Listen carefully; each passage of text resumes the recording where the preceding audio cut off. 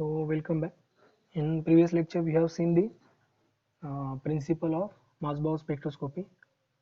So in principle we get the that cobalt 57 nuclei which emits or the converted into the excited state of ion by the electron capture method, and that radiations we can use for the given sample material, and later on we can convert the that radiations for the our elemental detection purpose. Okay, so next is the actual experimental setup for the Maslow spectroscopy. Okay, so the setup that Maslow designed for his experiment is very simple. Okay, so below figure is showing the experimental setup for the Maslow spectroscopy. Okay, so in this spectroscopic method we are having the source, then emitted gamma radiations are allowed to fall on the absorber material, and once that absorber will absorb and re-emit the gamma radiations, that are then detected by using the gamma rays detector. Okay, so this is the simple experimental setup, but the main effect or the main drawback or the limitation during this experiment is that once that high radiations are allowed to fall on the sample, due to the recoil energy of nucleus, the all radiations are falling on the sample are not get used for the excitation of nucleus. Okay, certain amount of radiations are used during this collision. So for elimination of this, the Doppler motion is used. Okay, or the Doppler effect is used.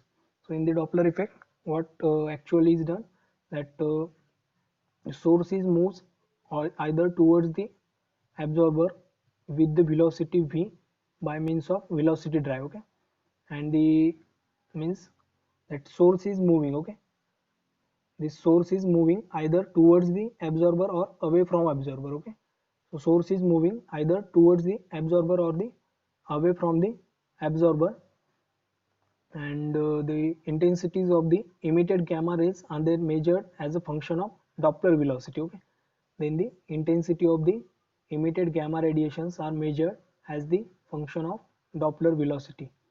So it must be remember that the Doppler velocity which is given to the source relative to the absorber is necessary to bring the source and absorber lines closer to meet the resonance absorption condition. Like it is not required to compensate the recoil energy in the solid state. Okay, because the recoil which has already been eliminated by taking the sample in the form of solids. So this recoil energy is quite dominant in the liquid and gaseous samples. Okay, because the molecules are in the random motion already. So if you want to eliminate this recoil energy, we can simply use the solid samples. Okay, so once we have used the solid sample, then this recoil energy will get already been eliminated, and once that eliminated, so we need not to be have the Doppler this Doppler phenomenon comes into the this practical or the experimental setup. So when the source and the absorber moves towards each other, the sign of Doppler effect is, or the Doppler velocity is taken as the positive, and the typical our Maslow spectrum will looks like this. Okay, so Maslow spectrum is consisting of what, gamma rays count against the Doppler velocity. Okay, so this is the important experimental setup that is used for the elimination of your recoil energy. Okay, elimination of your recoil energy. So this is the experimental setup. So next is the instrumentation for the gamma rays. Okay, instrumentation for the, so not gamma rays, instrumentation for the Maslow spectroscopy. Okay, so in the principle, if the question comes explain the principle for the Maslow spectroscopy, then we need to give this how that electronic or the nuclear transition is occurring by the electronic capture method, and then various excitation and de-excitation processes. Okay, and if specifically you have been asked with the experimental setup for the Maslow spectroscopy, then you need to give the previous explanation, that is Doppler effect and how it works to eliminate the recoil energy. And another method is that if we use the solid samples, then we can directly eliminate the samples, okay, or not samples, eliminate this recoil energy, and we get the radiations output. So that is the experimental setup.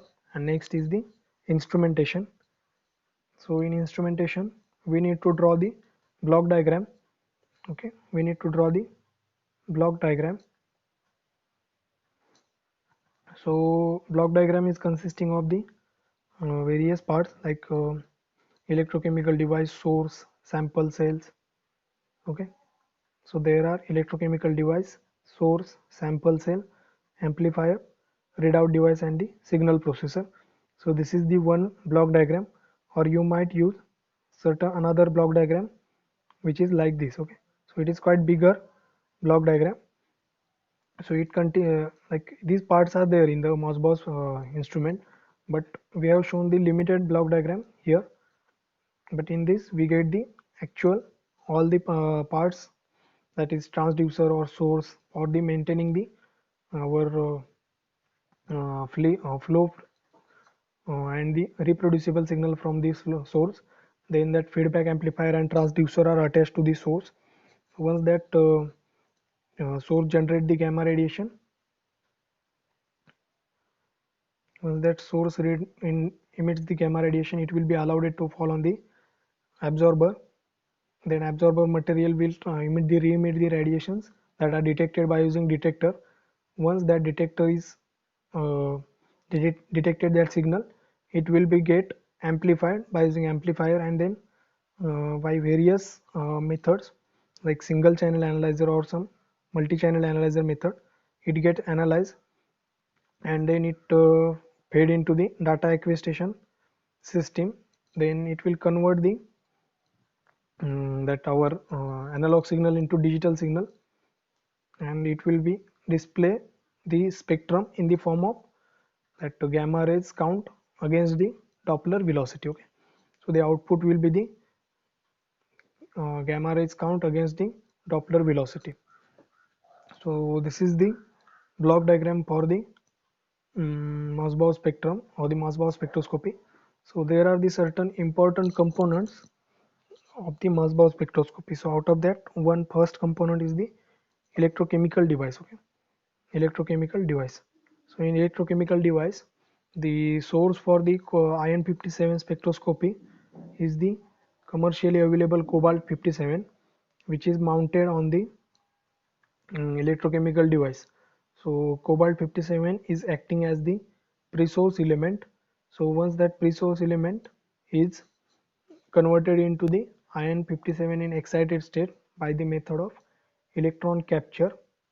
Okay, so cobalt 57 is converted into the iron 57 in the excited state, okay, by using the method of electron capture. So we get the excited ion atom. So that excited ion atom um, is used for the further analysis. So the source is what? Source is the Fe57 is used as the source of gamma radiations. The radiations emission for the sample material falls on a new ion nuclei for a generation of gamma radiations. So the energy of incident radiations, okay, so the energy of incident radiations uh, is changed by using the Doppler effect or Doppler shift. That is, the sample and source are allowed to move relative to each other during the measurement. The next is the velocity of motion will determine the velocity of the motion will determine the amount of Doppler shift, and consequently the frequency of radiations which will be strike on the sample is determined. Okay, now the positive velocity will corresponding to the motion of our source towards the sample, and the spectrum obtained is plot as the gamma radiation intensity against the function of Doppler velocity. Okay, so in this sample and source, we need to explain the experimental setup that we are performing for the Mossbauer spectroscopy. So next is the sample cell. So generally this Masbow spectroscopy gives the better result for the solid samples. So for Masbow spectrometer, the material sample holder should be inert with the sample. So okay, this is the basic condition. So it should be inert with the sample, and next the sample will for solid sample the separate sample holder is not necessary. Okay, so directly we can introduce the sample cell or this solid sample into the absorber, so we get the direct spectrum for the solid samples. Okay, so next is the detectors. So the detectors that are used for the analysis of our gamma radiations are of, okay, various types of detectors can be used. So one detector is the scintillation counter detector. Okay, scintillation, spelling is SCI. Okay, SCI and scintillation. Then okay, here it should be SCI. Okay, not C. Scintillation counter detector. The next one is the gas proportional counter or the semiconductor detector. Okay. So this semiconductor detector or the gas proportional counter detector are using the gamma radiation for the excitation of given material, and the scintillation counter will give the like spot on the zinc sulfide or the photosensitive film, and that spots or the count is measured for the that okay, zinc sulfide photosensitive film.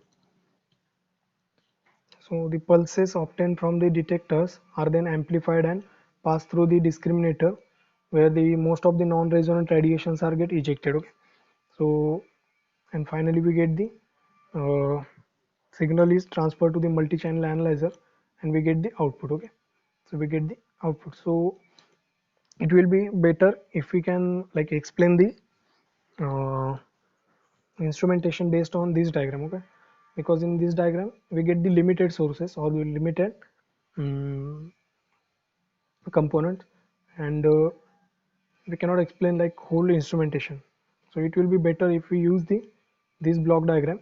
So here we get the all the actual components of the Masbow spectroscopic instrument. Okay, so there are the multi-channel analyzer as well as amplifier, detector, and data acquisition system.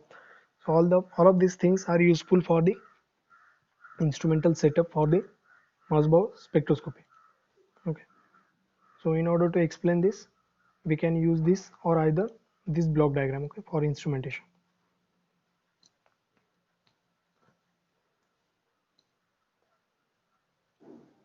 So that is your instrumentation.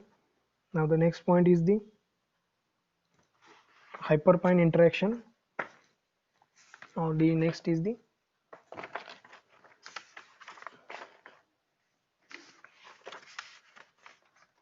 hyperfine interaction and the Masbow parameters. Okay, so here we are going to use the now this see the actual application for the Masbow spectroscopy. Okay. So that applications are specifically for the iron atom in the inorganic samples as well as in the biological sample like hemoglobin or other hemocyanin. Okay, so that application part we can see in the next lecture.